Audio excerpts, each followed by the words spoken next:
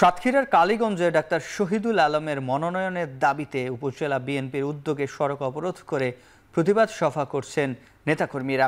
এ নিয়ে বিস্তারিত জানাতে যুক্ত হচ্ছে সহকর্মী আহসান রাজীব। রাজীব, কি অবস্থা সেখানকার এখন? নেতাকর্মীরা বা কি বলছেন জানাবেন।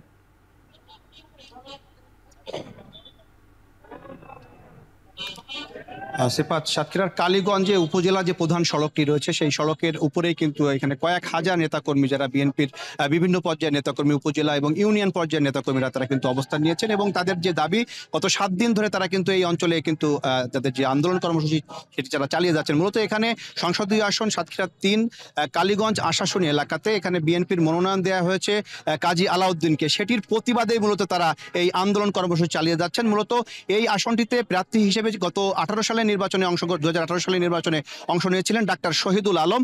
তাকেই আবারও পুনরায় এই অঞ্চলে মনোনয়ন দেওয়ার জন্য তারা দাবি করছেন এবং তিনি দীর্ঘদিন ধরে এই অঞ্চলের মাটি ও মানুষের সাথে কাজ করেছেন এমন দাবি করে তারা বলছেন যে এখানকার নেতৃবৃন্দকে তারা এখানে মনোনয়ন প্রত্যাশী হিসেবে তারা দেখতে চান এবং তারা মনোনয়ন তারা দাবি করছেন। ডাক্তার শহীদুল আলম যদি মনোনয়ন না পান, তারা এই নির্বাচনে তারা অংশগ্রহণ করবেন না এবং নির্বাচনে তারা একটি অবাধ, সুষ্ঠু, নিরপেক্ষ নির্বাচন হবে না বলে তারা দাবি করছেন।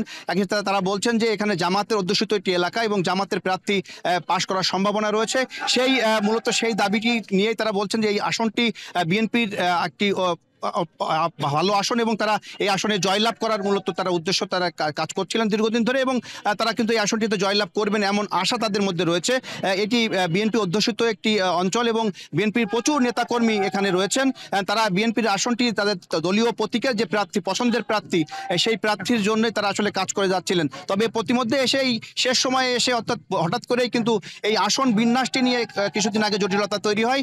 দুটি আসন ভাগ হয়ে এখানে সাতক্ষীরা 3 এবং 4 আসনের মধ্যে কিছু এলাকা ভাগ হয়ে যায়, যার কারণে মূলত 4 আসনের যিনি প্রার্থী ছিলেন কাজী আলাউদ্দিন, তাকে সাতক্ষীরা 3 আসনে প্রার্থী করাই মূলত এই জটিলতাটি তৈরি হয়েছে এবং তারা বলছেন যে তাদের যে প্রার্থী ছিলেন ডাক্তার শহীদুল আলম, তাকে যদি প্রার্থী না করা হয় তাহলে তারা এই আন্দোলন কর্মসূচি চালিয়ে যাবেন। এবং আজকে কিন্তু এই যে কালীগঞ্জ উপজেলার প্রধান সড়ক, সেটি কিন্তু এখানকার সনাতন ধর্ম অবলম্বী যারা রয়েছেন, তার যে কর্মী সমর্থক, তারা মূলত এই সড়কটি অবরোধ করে রেখেছেন এবং তারা বলছেন যে তাদের দাবি আদায় না হওয়া পর্যন্ত তাদের এই কার্যক্রম চলমান থাকবে। এখানে কয়েক হাজার নেতাকর্মী তারা কিন্তু অবস্থান নিয়ে এই সড়কটি অবরোধ করে রেখেছেন। তো এই ছিল সাতক্ষীরার কালীগঞ্জ থেকে আমার কাছ থেকে সবশেষ তথ্য।